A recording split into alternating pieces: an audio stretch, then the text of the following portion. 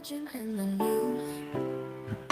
right, at the risk of sounding like a crotchety old man, young people just don't want to work today. I've had it. I can't even listen to their stories anymore. I'm so tired of it. We're talking about young people who just don't want to work anymore. I'm Jerry O'Lennon, along with Pastor Alfredo Romero of Rock of Life Fellowship. Good morning. Good morning. Good morning. Is my frustration coming through? Yeah, we were talking about it before the show because of different things in our experience of life and some articles and things been reading on the news and videos and it's like constantly bombardment of these videos of young people, let's say 16 to 30. Yeah. And the videos of them saying, I just can't handle this Oh, workload. it's so hard. I can't work. Yeah, I was watching CNBC. Okay, a business channel. And one of the guys comes on and he's talking about, well, young people, they just want to be able to own a house. They want to, and then things will be good. That's why they're leaning towards socialism, because they can't afford a house. If they just had a house, everything would be fine. Here's what you do, okay? You work. You work for the house and you sacrifice. And it's like they've never heard of this word before. And then let me tell you something. What happens is you work, and then maybe you meet somebody. Yeah. Maybe you meet a girl. Girl meets a guy, meets and a they girl. pull their resources together, and they afford a house. And then after you do that, you know what you do? You work some more. Yeah. And then when you work some more, you have kids, and then you work again. And you keep working. What is wrong with these people? Where are these people learning these values? But there's so many excuses that are made. It's here. I'm reading some of them here. Yeah. The young people are rejecting the traditional hustle culture of previous generations, us, in favor of better boundaries. The shift is driven by a strong focus on mental health. A refusal to tolerate low pay that doesn't cover the high cost of living, and a demand for flexible, purpose-driven work environments. Here's how it works. You get a part-time job, you work, and then you use that job to get a better job. And then you use that job to get a better job than that. What is wrong with these people? Where are these people getting these values from? Gosh, I know I sound like an old guy, like the old man that's sitting on a park bench. Get a job and do some work. But yeah, I'm absolutely become that guy, but it's not my fault. What's going on here? A lot of it has to do with politics playing into trying to get young people to vote for them. Hey, we'll give you this. We'll pay for. Listen, the last 10 years, okay, let's say 16, let's say since around 2008, like the Obama years has started. Hey, everybody's got to go to college. And we're going to pay for it. Okay, we're going to give you back your money. We'll cancel your college loans. And then all of a sudden you've got governments and politics like here in California when they go, McDonald's doesn't pay a decent living wage. It was never meant to pay for a family of 4 or 6. And quite frankly, what do they pay now? $22 an hour? It's like $20 an hour. Nothing wrong with that. $20 an hour, you calculate it. $20 an hour. You guys do the math at home. $20 That's an hour. $800 a week. Well, if it's full time, right? Right. Well, if it's full time, and then you basically go times 4 to 5 weeks per month. Yeah, it's times about it by 12 months. It's 40 grand a year. 40 to 45 grand a year. And if you have two people, two incomes making 40, 45 grand a year, you're doing You're okay. doing well. You're doing fine. You'll be fine. Is it because they're spending too much on, I got to be careful what I say, Yeah. on what that they don't need? Too many people, Kevin O'Leary says something all the time. I can't repeat what he says, but he says, the first thing young people need to learn is don't buy excrement you don't need. Yeah, it's true. And I mean, I have a closet full of shirts I don't need. We got so many shoes in our house.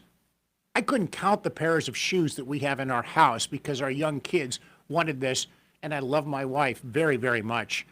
But, Yes. okay, we need new shoes. Okay, you need new shoes. I kind of get it. But, as the kids have gotten older, they're starting to, at least my kids anyway, they're starting to say, maybe I don't really need that. Yeah. And I just don't think that maybe, is it bad parenting? What is happening here? Well, like I said, a lot of times we get caught up in the material stuff, and even the Bible talks a lot about don't basically store up a bunch of stuff where thieves will come and steal it, and in some cases fire will take it. But the material stuff doesn't matter. One of the best lessons I've ever learned in my life about finances was kind of made off of the biblical values, and it was needs, wants, and desires. Don't put your desires before your wants, and don't put your wants before your needs. pay for what you need first. Clothing. I need a house. I Yeah. do need transportation. Room and board. I need Food. food. I need Yeah. food. I need that stuff. A want would be, well, I want a car that's dependable, and I want, nice No, no, no, no, furniture. no. You see, that's the problem. What you just said there. Go ahead. That we want a car that's dependable. No, no, no. That would be a good thing. Having a car that is dependable Like a need. is something you need. Yeah, that's true.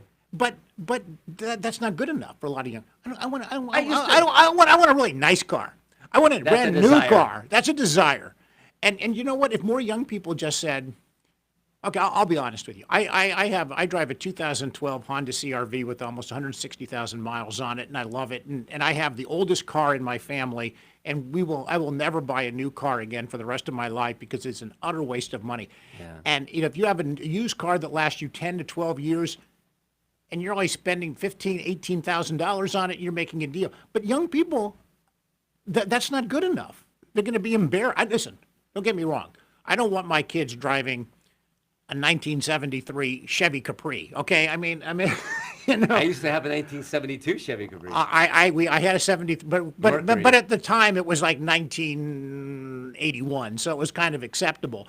But I mean, nowadays, I mean, I would never put my kid in a 73 Ford Pinto or a Chevy Vega or something, Yeah, you yeah. know, something that The Pacer, the that's AMC that's not Pacer. safe, you know. See, all you want is a car that's safe and reliable, like you say, Yeah. to get you there and back. And you don't want your kid to have a car that's embarrassing. You know, just because it's safe and reliable, you don't want to put them in a car where they're embarrassed. Yeah, you but know? the reason why I put the car in the want Right. the category is because, hey, there's been times when I was younger, I got to work the bus, Yeah. a bike. No, you need a car. You're right about that. You do need the car, but the luxury. So the whole point about it is if people don't understand the biblical perspective of needs, wants, desires, and the priorities of putting them in that proper order, there's no way I'm going to go, like, for example, I can't pay my rent, but I got an 85-inch big screen TV.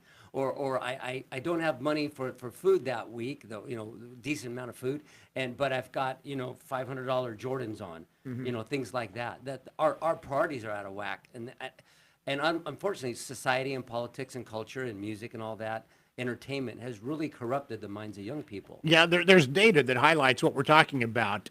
Studies show that a lack of upskilling and limited career advancement is the primary reason for Gen Z resignations, with many feeling their potential is boxed in. Ooh. Remote and hybrid options are treated as baseline requirements rather than perks. People have gotten used to saying, well, I could just work from home. And by the way, Yes. if you're working from home, it's very unlikely you're working. You're not. You're really not. You might spend an hour and a half, 2 hours. The rest of the time, you're walking the dog, doing the dishes, doing the laundry. And, oh, by the way, I guess I'll go on my computer and check in and maybe send an Scrolling. email. And oh, here's an email. I'll respond to it. You're not working if you're at home. You're just not. And there are exceptions, granted, but you're really not. But that's what young people think because of this whole COVID nonsense. Burnout and culture, experiencing higher rates of burnout than older generations. No, older generations are allowed to be burned out, okay? If you're 66, like I am, it reaches a point where it's like, okay, I've worked for 50 years of my life, maybe it's time. You're not there yet. If you're 21 or 22, don't be telling me you've got burnout, okay? If you're in your 30s, you don't have burnout. You just don't want to work. And so I'm kind of irritated when people say that. Well, they're burned out. You can't be, if you're burned out at 20, you were never burned in to begin with. Oh, so one of the funniest things is a lot of memes, a lot of these video shorts are out there, the reels, where even some of the peer groups are making fun of their young people, peers, right? And they put these videos out, like this woman's going for a job interview, young girl, probably 18, 19, 20, going for a job interview. And she goes, well, I think, the lady says, I think you'll be a fit for this job. This is great. Well, and the girl goes, well, what are the hours? And she goes, well, 8 hours. Oh, and the young girl goes, oh, I can handle 8 hours a week. She goes, no, Week. 8 hours a day. And she goes, 8 hours a day? How am I going to do the things I want to do? Yeah. How am I going to go on vacation? And I just saw one yesterday of this girl going for a job interview. And in the job interview, they give her the job and everything. She's applying for an advertising position. And it says on the bottom, says the date is June 15th. And at the end of the interview, she goes, okay, well, I'll see you guys in September, because she's just out of college. And she goes, what do you mean we'll see you in September? She goes, well, it's It's summer break, isn't it? Yeah, your summer break. I'll see you in 2.5 months. He goes, no, this is an everyday job. You We don't see, have summer break at you see, we jobs. need to discuss whether this is a parenting problem or whether it's a problem in the schools or whether it's both, because Bundle it. anybody who thinks that, okay, well, summer's here, so starting, I'll see you in September because I got June, July, and August is my 3 month vacation where I got to go to the beach. People believe that. Young people, I mean, it's unbelievable. And you know what? Sometimes we like to say on the show, well, things have always been like this. Kind of like it's an Ecclesiastes, there's nothing new under the sun. No, there is something new under the sun when Yeah. it comes to young people working. They don't. Here's another reason, and this one I know will steam you. Go ahead. Values misalignment. This generation expects employers to demonstrate a commitment to social impact, transparency, and inclusion, and will walk away if their personal values clash with corporate practices. No, the purpose of a corporation is to make money, is to make a profit, not to do any of those other things. Not that those other things aren't important and can be part of the overall system. Subtopics. Yeah, I mean, I think all those things are important, but really, if you're in a business, you're in a business to make money. And I don't think people understand that. And this is kind of the thing that kind of concerns me with the whole socialism movement that we have, particularly in one party, and it's the Democratic Party. Well, Everybody knows there's it. there's a specific name now, the Democratic Socialist Party. Right, and that seems to be growing, but it's basically driven by people who just don't want to work. Yeah. We got just a few seconds left. I want to talk about more in the second segment. I've got a couple stories for you about that. Right. So we only have about 30 seconds, but there are things that the Bible says about working. Yes. And the Bible's big on work. And sometimes we need to remember one of the greatest workers before he started his ministry was Jesus himself. I mean, he was a carpenter. He did blue collar work. He was a hard worker. And he valued work. And I think God values work. And we have examples of that in the Bible, and I want to talk about that. We're going to continue our discussion about why young people just won't get off their tails and work. Yeah. All right, we'll continue our chat right after this break. All right, we're the crotchety old guys. Hey, get off my lawn. Hey, if that ball comes in my yard one more time, I'm going to keep it. No, yeah. we need to be honest here. Sometimes these cliches turn out to be true. They are. And this might be the case now. Every generation complains about young people. Young people this, young people, hey, you listen to bad music, your music stinks, your hair's too long, you got beards and choppers and mustaches, you look crazy, cut your hair, wear some clothes that look nice. Pull up your pants. Yeah. Hey, droopy drawers, pull up your pants. Yeah, it's not, but now I really do think it's different because at least in those generations, longer hair and stuff. I had longer hair and I looked like a My hair was freak. I looked really long. ridiculous. I mean, I wouldn't even show people what I looked like back then. It's embarrassing. But I always worked. I was always taught you have to work. And sometimes that meant just going in the yard and pulling weeds. Yeah. Hey, take out the trash. Yeah. Hey, do the dishes. Empty the dishwasher. And I don't know whether young people are doing that nowadays in their homes. No, they're not. I just saw a news article. It was on Fox News, and it was basically about what is the appeal of socialism to young people. And a lot of it said, well, what we talked about is that they just didn't want to work. They don't know what a work ethic is Yeah, anymore. they want to be lazy. Well, maybe I interrupted you. I'm sorry. No, go ahead. Maybe it's not that they're lazy. It's they haven't been taught properly. No, they've been kind of indoctrinated to the fact that it's a giving nation rather than you work for your nation. Yeah. It's like John F. Kennedy, don't ask what your government can do for you, ask what you can do for Your country. your country. That's it. Thank you. And people have this mentality of socialism. Well, I want an easier life. They also have a deserving attitude. And I don't mean everybody. There's exceptions. I know that whatever the percent, 50%, 60%, whatever it is, but it's enough to skew the work ethic of an entire generation, maybe two generations. There's a very famous interview of this girl in her car. This lovely little girl. I saw this. Yeah. You remember? And she's crying. And I'm tired and I haven't eaten all day and I didn't take a lunch at work and I worked 8 hours. Wow. And it's a very famous video, and it kind of eclipsed kind of the attitude of what's going on right now. I'll tell you a brief story. I came from Hawaii, and I moved to California. All I had was my car, $400, some clothes, and a guitar. Mm-hmm. Slept on my grandparents' couch because I didn't have enough money to live. Okay, this is in the 80s, 1985, and I started working in a stereo shop for $4 an hour. That's back then. Minimum wage is $4 an hour, and this is the way it worked. I couldn't afford my own place. I'm living with my grandparents. I'm making $4 an hour, full-time job, 8 hours a week, 5 days a week. 6 months later, I'm promoted to head cashier, right? 6 months later, I'm on the floor doing sales. Literally 6 months later, I'm the assistant manager. 2 years after working in that job, I'm the store manager of an electronics shop. Hey, let me tell you, People don't have patience for that. if you're a young person and you have an opportunity, one of my sons, his first job was after a senior in high school. Yeah. Maybe after his, I don't know when it was, junior year, was working at a pizza shop, one of the pizza shops here in Chico. And so when he does a job interview, they say, tell us about yourself. The first thing he says is, well, my first job was in high school. I was working in a pizza shop making pizza. And you know what the interviewers do? They look at him and they nod. Yeah. And they smile. Yes. And they appreciate that. And they say, Yes. and he says, well, why did you leave? And my son says, well, because I realized I didn't want to work in baking pizzas the rest of my life. So I went to college and I worked hard and I got this job and I got this job and this job.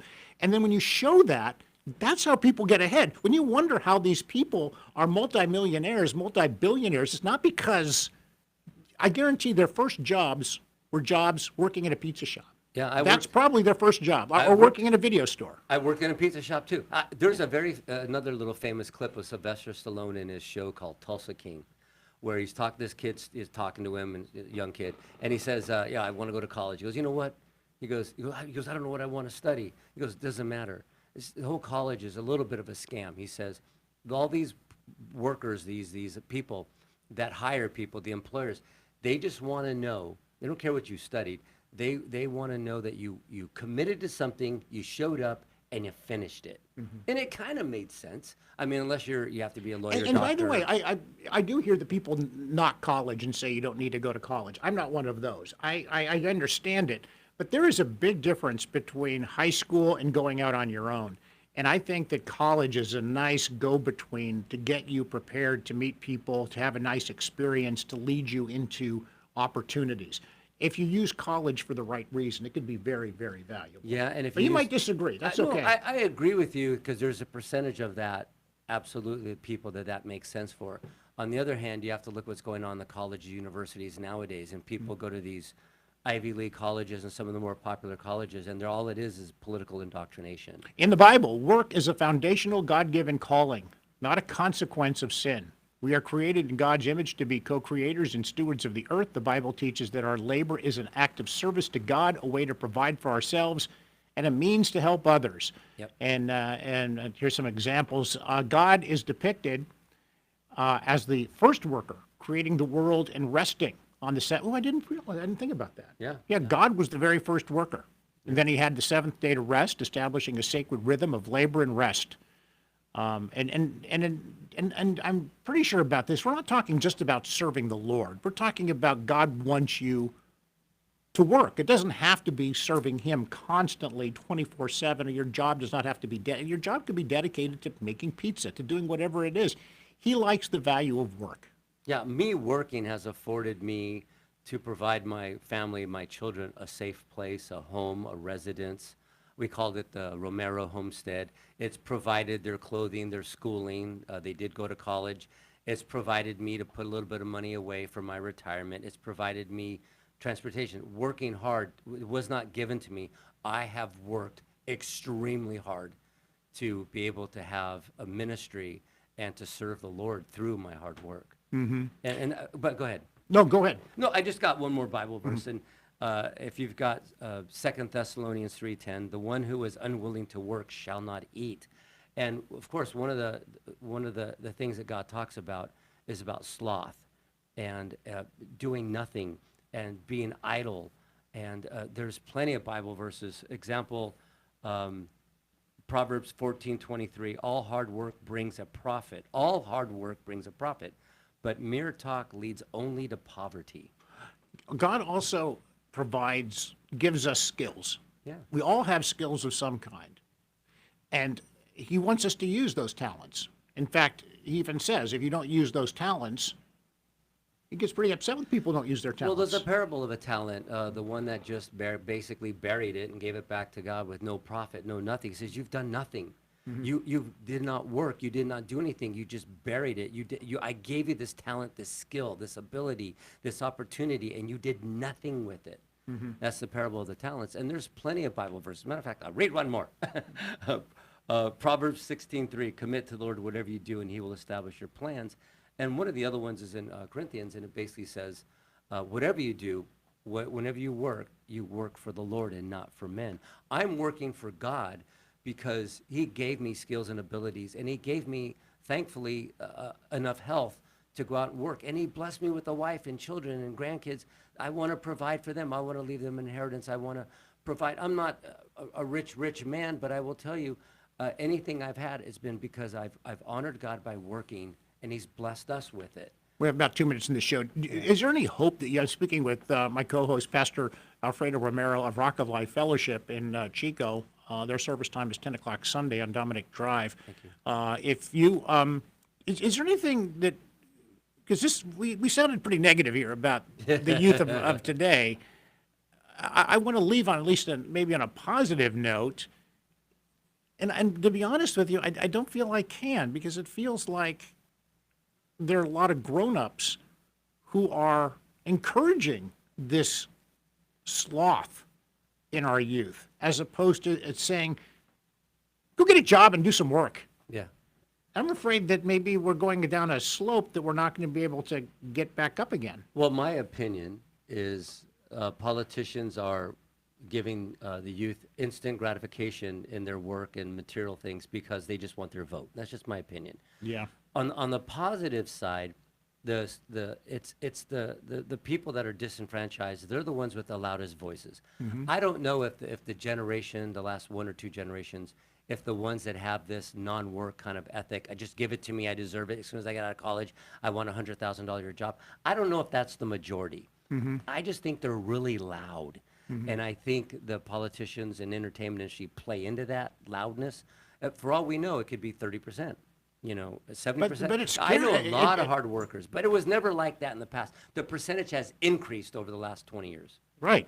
And that's kind of what kind of concerns me a little bit. I'm afraid that we're going down a slope where this is going to continue, and there are, I don't want to sound like a crazy fanatic here, but I'm a little bit concerned that this is going to continue, and more young people are going to say, if somebody else is going to, give me an iPhone, and somebody else is going to give me food, and somebody else is going to give me a house, Why wouldn't I take it? why not take it? Yeah. And you know what? There are a lot of people like maybe, like you and I, who would say, if somebody's going to give me something, I'm not going to say no to it. Yeah. And so, but I'm just kind of concerned that it's going in the wrong. We only have just a few seconds Yeah, left. real quick, this is just myself. I won't accept anything like that. And I haven't. When we lost our house in the fire, there's things we could have applied for, but I knew that there was people worse off than me that needed it more than I, and I didn't want to take away from anybody. Me and my wife had discussions about what we would receive and what we don't. But I pray for all the young people. One of the best lessons is kind of failure.